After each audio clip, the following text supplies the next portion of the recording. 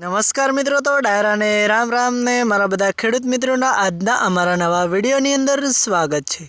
તો મિત્રો, આજે આપણે વાત કરવાની છે એરંડાની ખેતી વિશે, એટલે કે એરંડાની ખેતી કેવી રીતે કરવી અને એરંડાની અંદર કયા કયા ખાતરો નાખવાથી એરંડો સારો ઉતાર આપે છે અને ખેડૂતને સારો ફાયદો થાય છે અને સૌથી વધારે નફો પણ ખેડૂતને મળે છે।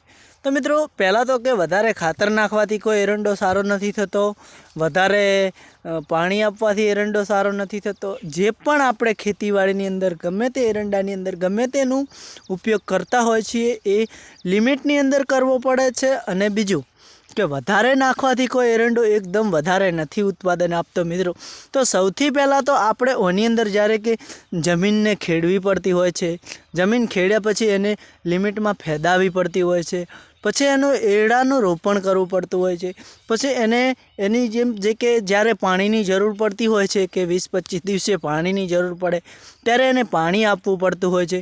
એવી રીતે મિત્રો એરંડાની ખેતી કરવામાં આવે છે। અને પછી એને જ્યારે એરંડો હાઈટ થોડી પકડે છે ત્યારે એને કયા કયા ખાતરોનો ઉપયોગ કરવાનો હોય છે એ હું તમને આજે જણાવું છું, તો છેલ્લે સુધી બન્યા રહેજો મિત્રો।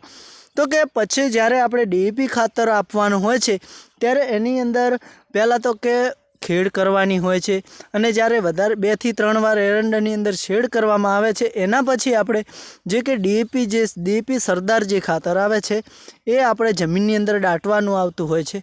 અને એ જમીનની અંદર દાટવાથી શું ખેડૂતને ફાયદો થાય છે અને એરંડાની અંદર શું એ કામ કરે છે એ વાત કરીશું।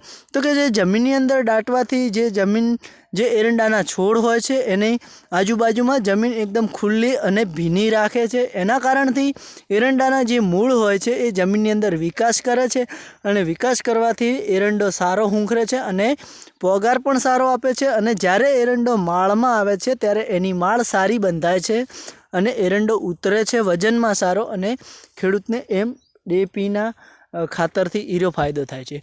અને કે જ્યારે એના પછી બીજું ખાતર જે આપણે પાણી સાથે યુરિયા જે આપીએ છીએ એ શું કામ કરે છે?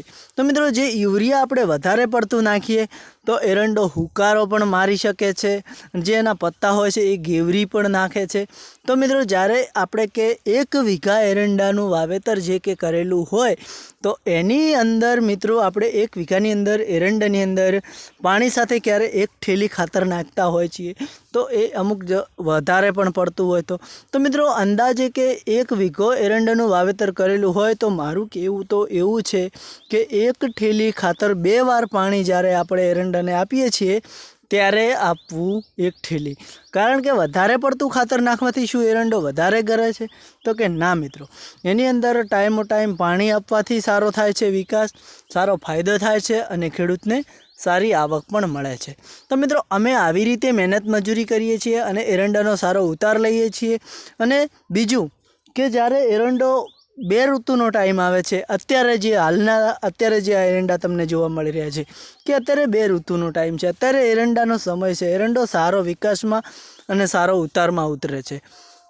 તો કે દોસ્તો, સૌથી પહેલાં અત્યારે જે એરંડા આપણા વેણાવા આવ્યા છે એની અંદર ખૂબ જ માળો એકદમ જોવા મળી રહી છે, ખૂબ વિકાસ છે।